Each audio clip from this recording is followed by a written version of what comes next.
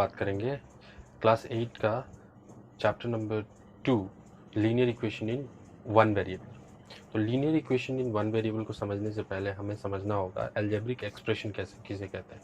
तो आपने देखा होगा कि जो नंबर और अल्फ़ाबेट को मिक्स करके कुछ प्लस या माइनस करके कुछ हम लिखते हैं, जैसे कि 2x+5 देखिए, या 3x+y या 3x² + y, ये जो है एल्जेब्रिक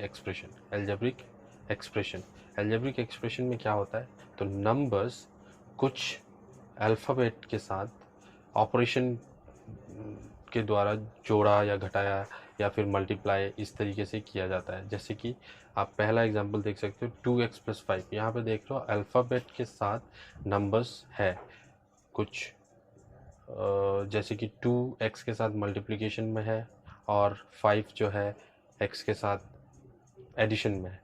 तो ये जो एडिशन, सब्सट्रैक्शन या मल्टीप्लिकेशन नंबर और अल्फ़ाबेट का जो होता है, इसको ही हम कहते हैं अलजेब्रिक एक्सप्रेशन। अब अलजेब्रिक एक्सप्रेशन में आपको मैंने बता दिया कि नंबर्स और अल्फ़ाबेट होते हैं, तो अल्फ़ाबेट को हम लोग कहते हैं वेरिएबल। तो यहाँ पे वेरिएबल जो है अल्फ़ाबेट को कहा जाता है, जैसे कि पहले वाला जो एग्जांपल है 2x+5, उसमें x जो है वेरिएबल है। और अच्छा, यहाँ पे ध्यान ये देना है कि x के साथ या कोई भी अल्फ़ाबेट के साथ अगर कोई नंबर मल्टीप्लिकेशन में है तो उसको हम कोफिशिएंट बोलते हैं। जैसे कि 2x के साथ मल्टीप्लिकेशन में, तो हम 2 को बोलेंगे कोफिशिएंट ऑफ x, और जो 5 है वो एडिशन में है तो उसको हम कोफिशिएंट नहीं कहते, उसको हम कहेंगे कांस्टेंट है। ठीक है, तो दूसरे वाला जो एग्जांपल है 3x+y, यहाँ पे x का कोफिशिएंट 3 है, y का कोफिशिएंट फिर क्या है, यहाँ y का कोफिशिएंट यहाँ पे कुछ नहीं दिख रहा है, इसका मतलब कि 1 है। जहाँ पे कुछ नहीं लिखा जाता है वहाँ पे कोफिशिएंट 1 होता है। ठीक है, और इसी तरीके से थर्ड एग्जांपल है, वहाँ 3x² का कोफिशिएंट 3 है और y का कोफिशिएंट 1 है। तो ये जो है, ये तीनों एग्जांपल्स हैं, ये आपका अलजेब्रिक एक्सप्रेशन के एग्जांपल हैं। ठीक है, अब अलजेब्रिक एक्सप्रेशन इक्वेशन में कब चेंज हो जाता है, तो जब भी अगर आप अलजेब्रिक एक्सप्रेशन को इक्वल टू के साथ किसी और नंबर के साथ रिलेट करते हो तो हम उसको कहेंगे कि ये इक्वेशन है, या नंबर या किसी और दूसरे एक्सप्रेशन के साथ भी अगर आप अलजेब्रिक एक्सप्रेशन के साथ इक्वेट करोगे तो हम उसको इक्वेशन कहेंगे। इसका मतलब कि एक्सप्रेशन इक्वेशन तब बन जाता है जब वहाँ पे इक्वल टू आ जाता है, और इक्वल टू के लेफ्ट हैंड साइड में भी कुछ लिखा हुआ होगा और राइट हैंड साइड में भी कुछ लिखा हुआ होगा। ठीक है, तब अब ये अलजेब्रिक एक्सप्रेशन, अब ये क्या बन गया, इक्वेशन बन गया। अब इक्वेशन भी बहुत टाइप के होते हैं, जैसे linear equation, quadratic equation, cubic equation, पर हमें लीनियर इक्वेशन पढ़ना है। तो लीनियर इक्वेशन कैसे पहचाने कि हम इसमें से लीनियर इक्वेशन कौन सा है, तो अब देखो तीनों एग्जाम्पल में अल्फ़ाबेट, किसी भी एग्जाम्पल में से किसी भी अल्फ़ाबेट पे अगर पावर हो तो उसको हम लीनियर इक्वेशन नहीं कहेंगे। ठीक है, जैसे थर्ड एग्जाम्पल में देखो 3x² + y, यहाँ x के ऊपर पावर 2 है तो इसको हम लीनियर इक्वेशन नहीं कहेंगे। बाकी जो दो एग्जाम्पल है वो लीनियर इक्वेशन का एग्जाम्पल है। अब इन दोनों में भी हमें इस चैप्टर में पढ़ना है linear equation in one variable. तो लीनियर इक्वेशन तो हमें समझ में आ गया कि किसी के ऊपर पावर नहीं है अल्फ़ाबेट के ऊपर तो हम उसको लीनियर इक्वेशन कहेंगे। लेकिन वन वेरिएबल का क्या मतलब है, वन वेरिएबल का मतलब होता है कि एक ही अल्फ़ाबेट होना चाहिए, एक ही अल्फ़ाबेट होना चाहिए। अब इक्वेशन में एक ही अल्फ़ाबेट कितनी बार भी रिपीट करे उससे कोई मतलब नहीं है। जैसे कि फर्स्ट वाला एग्जांपल देखिए 2x+5, यहाँ पे x एक ही बार है, मतलब सिर्फ x है यहाँ, तो इसको हम वन वेरिएबल का इक्वेशन कहेंगे। जो दूसरा एग्जांपल है वो टू वेरिएबल का एग्जांपल हो जाता है, क्योंकि वहाँ x भी है और y भी है। सपोज आपके पास और एक एग्जांपल ले लेता हूँ, जैसे कि 2x+x, तो क्या ये टू वेरिएबल हो गया, नहीं, क्योंकि यहाँ x ही है सिर्फ, तो x कितनी बार भी लिखा हो, चाहे 2x plus x plus 3x plus 4x plus 5x, कितनी बार भी x लिखा हो, लेकिन इसको हम वन वेरिएबल का ही इक्वेशन कहेंगे। और तो अब हमने यहाँ देखा एल्जेब्रिक एक्सप्रेशन किसको कहते हैं, वेरिएबल किसे कहते हैं, कोफिशिएंट किसे कहते हैं, और कांस्टेंट किसे कहते हैं, और इक्वेशन किसे कहते हैं। इक्वेशन में लेफ्ट हैंड साइड और राइट हैंड साइड होता है, ठीक है। तो यहाँ हमें समझ में आ गया कि वन वेरिएबल इक्वेशन किसको कहेंगे, ठीक है। अब इस इक्वेशन का क्या मतलब है, अब ये इक्वेशन है तो इसके साथ क्या करना है, ऑब्वियसली इक्वेशन है तो इसको सॉल्व करना है। अब सॉल्व करने का मतलब यहाँ पे क्या होता है, तो सॉल्व करने का मतलब यहाँ पे होता है कि x के जगह पे आप ऐसा कौन सा वैल्यू रखोगे तो लेफ्ट हैंड साइड और राइट हैंड साइड दोनों ही बराबर हो जाए। तो पहले एग्जांपल में हम देखते हैं जिसमें 2x प्लस 5, एक एग्जांपल ले लेता हूँ मैं, 2x plus 5 is equal to 7। अब यहाँ पे देखो लेफ्ट हैंड साइड में है 2x प्लस 5 और राइट हैंड साइड में है 7। तो अब यहाँ राइट हैंड साइड में तो कुछ सॉल्व करने के लिए है नहीं, लेफ्ट हैंड साइड में आपके पास एक सॉल्व करने के लिए एक्सप्रेशन मिला हुआ है। तो अब यहाँ पे आपको ये समझना है कि x के जगह पे ऐसा कौन सा वैल्यू हम रख सकते हैं जिससे पूरा का पूरा जो सॉल्यूशन है वो 7 आ जाए। तो आप यहाँ पे x के जगह पे कोई भी नंबर रख सकते हो और कोई भी फ्रैक्शन रख सकते हो, चाहे होल नंबर हो, चाहे इंटीजर हो, चाहे फ्रैक्शन हो, यानी कि आप कोई भी रैशनल नंबर रख सकते हो। तो हम यहाँ पे, ये तो बहुत ही इजी एग्जांपल है, यहाँ पे हम देखते हैं कि क्या रखें तो हम इस एक्सप्रेशन का वैल्यू 7 आ जाए। तो 2x के जगह पे हम 1 रखते हैं, तो 2x मतलब 2 इंटू एक्स, 2 इंटू 1 आपका हो जाएगा 2 प्लस 5 इज इक्वल टू 7। यहाँ पे इस एक्सप्रेशन में x का वैल्यू क्या होगा, 1। तो अब हम इसको कहेंगे कि x का जो वैल्यू है यहाँ पे 1 है, तो सॉल्यूशन ऑफ x क्या हो जाता है यहाँ पे 1, ठीक है। अब दूसरा एग्जांपल देता हूँ, इसी एक्सप्रेशन को मैं इक्वेट करता हूँ 7 के जगह 8 से। तो 2x plus 5 is equal to 8। अब आप बताओ कि x के जगह पे मैं यहाँ पे क्या वैल्यू रखूँ कि जो लेफ्ट हैंड साइड वाला पूरा वैल्यू है वो 8 बन जाए। तो अब आप यहाँ पे नंबर पुट करके देखो, 0 पुट करके देखो, तो 0, 2 इंटू 0 प्लस 5, 5 ही रहेगा। 1 पुट करके देखो तो 8 7 हो जाता है। 2 पुट करके देखो तो 9 हो जाएगा, पर 8 नहीं आ रहा।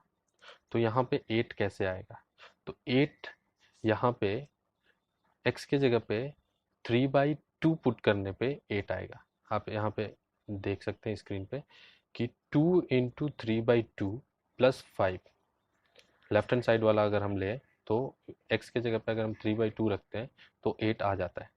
2 इंटू 3/2 प्लस 5, 2 कैंसिल हो जाएगा और 3 प्लस 5 8 आ जा रहा है। तो अब हमें कैसे पता चल रहा है यहाँ पे 3/2 ही रखना है। देखो हर बार हम तो रख रख के नहीं देख सकते हैं कि हाँ यहाँ पे क्या रखें क्या रखें क्या रखें। तो आपको क्या करना होगा, इसको सॉल्व करने का तरीका सीखना होगा। अब इसको कैसे सॉल्व किया जाता है, तो आप क्या करोगे कि पूरा एक्सप्रेशन को आप पहले लिखिए, 2x plus 5 is equal to 8। अब आपको क्या करना है कि x वाले टर्म जो x के साथ मल्टीप्लिकेशन में है उस वाले टर्म को आपको कुछ भी नहीं छेड़ना है। जो दूसरा 5 है उसको आप पहले इक्वेशन के दूसरे साइड, इक्वल टू के दूसरे साइड ले जाइए। तो जैसे ही इक्वल टू के दूसरे साइड जाएगा 5, तो वो उसका साइन चेंज हो जाएगा, तो वो हो जाएगा 2x is equal to 8 minus 5, -5 हो गया। अब आपके पास एक्सप्रेशन क्या आता है, 2x is equal to 8 minus 5 कर देने से क्या आएगा, 3। तो अब आपके पास एक्सप्रेशन हो गया है 2x इज इक्वल टू 3। अब आप x को रहने दीजिए और जो 2 है वो उसके साथ मल्टीप्लिकेशन में है, वो दूसरे साइड जाएगा, तो मल्टीप्लिकेशन इक्वल टू के दूसरे साइड जाता है तो डिवाइड हो जाता है। तो आप आपके पास दूसरे साइड इसको भेजो तो क्या बच गया, x इज इक्वल टू 3/2। तो इस तरीके से हम x का वैल्यू पता करते हैं कि x के जगह पे यहाँ पे क्या पुट करेंगे। तो इसको ही कहते हैं हम सॉल्यूशन निकालना। x का वैल्यू, तो x का वैल्यू हम बार बार पुट करके नहीं पुट करके चेक नहीं करेंगे कि हाँ आ रहा है कि नहीं आ रहा है। आपको इस तरीके से फाइनल आपको आंसर निकालना होगा एक ही बार में। तो आपको क्या करना होगा, left hand side right hand side दोनों को लिखना होगा और बाकी इंटरचेंज करते हुए वैल्यू को पता करना है। तो इस तरीके से हम लीनियर इक्वेशन को सॉल्व करते हैं। और याद रखिए x का यहाँ पे सिर्फ एक ही वैल्यू आ सकता है और x के जगह पे कोई वैल्यू नहीं आ सकता है, क्योंकि linear equation in one variable में x का सिर्फ एक ही वैल्यू होता है। आगे आप जब क्वाड्रेटिक इक्वेशन और जब पढ़ोगे तो उसमें x के 2 वैल्यू भी आएंगे, क्यूबिक में 3 वैल्यू भी आएंगे, लेकिन लीनियर इक्वेशन में वेरिएबल का एक ही वैल्यू आता है। ठीक है, तो अब इक्वेशन हमें पढ़ने की ज़रूरत क्यों है? सबसे पहली बात तो इक्वेशन हम एक्चुअली इसलिए पढ़ते हैं ताकि हम आधी अधूरी इंफॉर्मेशन से हम पूरा इंफॉर्मेशन निकाल सकें। अब मैं आपको एक एग्जांपल देता हूँ कैसे आधी अधूरी इंफॉर्मेशन से हम ये निकाल सकते हैं। तो यहाँ पे आपको जो इक्वेशन है वो कैसे हेल्प करता है आधी अधूरी इक्वेशन इंफॉर्मेशन को सॉल्व करने के लिए। तो सपोज मैंने आपको एक एग्जांपल दिया कि 3 साल बाद मेरा एज 10 ईयर्स हो जाएगा। 3 साल बाद मेरा एज 10 ईयर्स हो जाएगा। तो मैंने आपको अभी अपना प्रेजेंट एज तो बताया नहीं, मैंने सिर्फ इतना बोला कि 3 साल बाद मेरा जो एज है वो 10 ईयर्स हो जाएगा। तो मेरा प्रेजेंट एज क्या हो सकता है, आप गेस करो। ऑब्वियसली 7। लेकिन जब ये इक्वेशन और थोड़ा टफ होता है तो आप ऐसे प्रिडिक्ट नहीं कर सकते, तो आप इसको एक्सप्रेशन बनाते हो, एक जो इक्वेशन बनाते हो। तो ये इक्वेशन कैसे बनेगा, देखो मैं आपको इसी सिनेरियो पे एक इक्वेशन बना के दिखाता हूँ। तो x, अगर आपको पता नहीं है कि मैंने अपना एज बताया नहीं आपको, इसलिए बोला मैंने कि आधी अधूरी इन्फॉर्मेशन दी है, मैंने आपको प्रेजेंट एज बताया नहीं। आपने इसको जो मेरा इन्फॉर्मेशन दिया हुआ था उसमें से आपने क्रैक करके इसको निकाला।